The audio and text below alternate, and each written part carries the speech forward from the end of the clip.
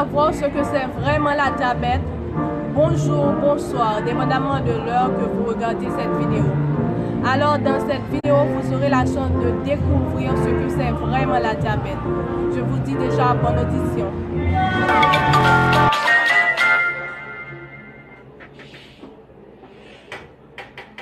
Le diabète est un trouble de l'assimilation, de l'utilisation et du stockage des sucres apportés par l'alimentation.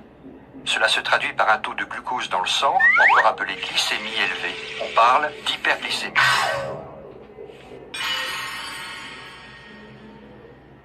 Les aliments sont composés de lipides, protides et glucides.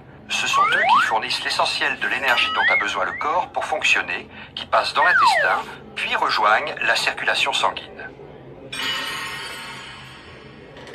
Quand on mange, le taux de sucre dans le sang augmente. Les glucides sont alors transformés essentiellement en glucose. Le pancréas détecte l'augmentation de la glycémie. Les cellules bêta de celui-ci, regroupées en amas, appelées îlots de Langerhans, secrètent de l'insuline. Celle-ci permet au glucose de pénétrer dans les cellules des muscles, des tissus adipeux, ainsi que dans le foie, où il va pouvoir être transformé et stocké. Ainsi, la glycémie peut augmenter légèrement, puis revenir à un taux normal, et le glucose être converti en réserve et en énergie.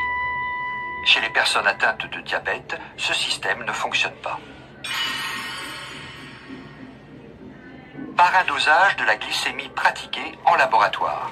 Un diabète est avéré lorsque la glycémie à jeun est égale ou supérieure à 1,26 g par litre à 2 reprises ou à n'importe quel moment de la journée égale ou supérieure à 2 g par litre.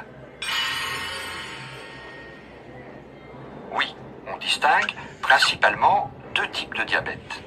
Le diabète de type 1 qui touche 10% des diabétiques, le diabète de type 2 qui en touche 85%, les autres types de diabète concernent les 5% restants.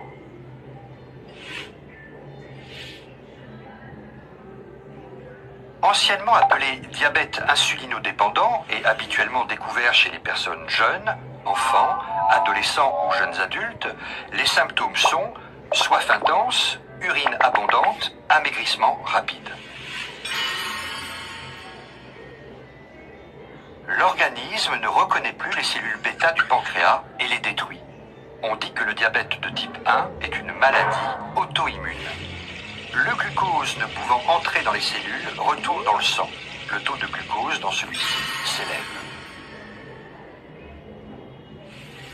On ignore pourquoi cette destruction des îlots de Langerhans se produit chez certains et pas chez d'autres. Il existe une prédisposition génétique, mais les autres causes sont mal connues. L'environnement pourrait avoir également un rôle.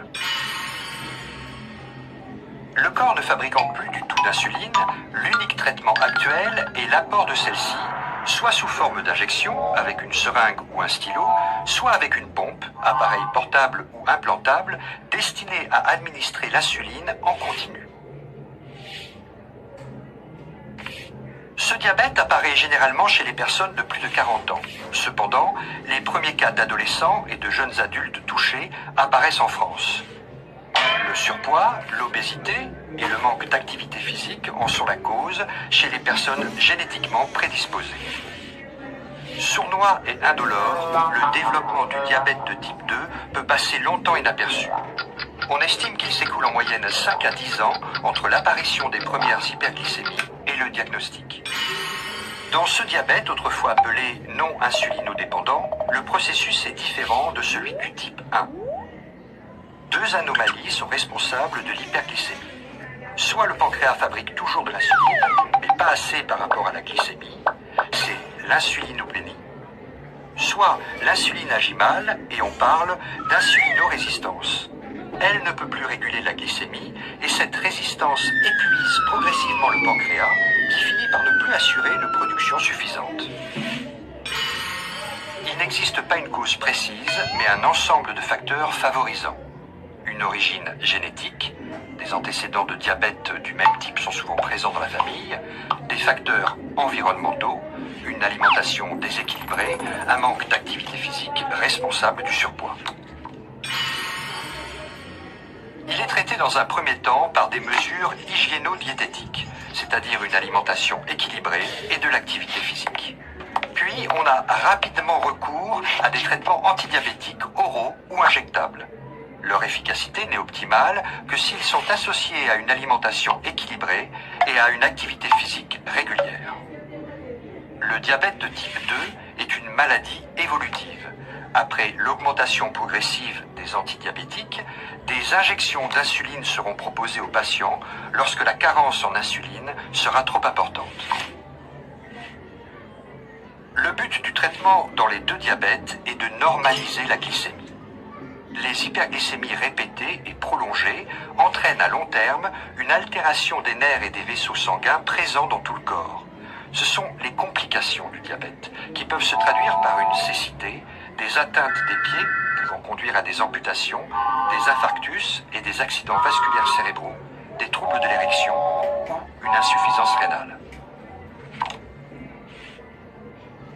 Malgré la recherche médicale qui avance tous les jours, le diabète reste une maladie qui se soigne très bien mais qui ne guérit pas. Il faut donc toute sa vie se surveiller, garder de bonnes habitudes alimentaires et une activité physique, prendre régulièrement ses médicaments. Un diabétique peut donc être un malade en bonne santé. Oui à la qualité de vie.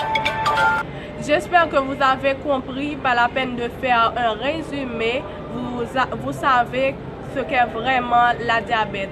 Je vous dis merci d'avoir regardé cette vidéo, abonnez avec la chaîne, likez la vidéo, partagez le lien pour moi et à bientôt pour une nouvelle vidéo.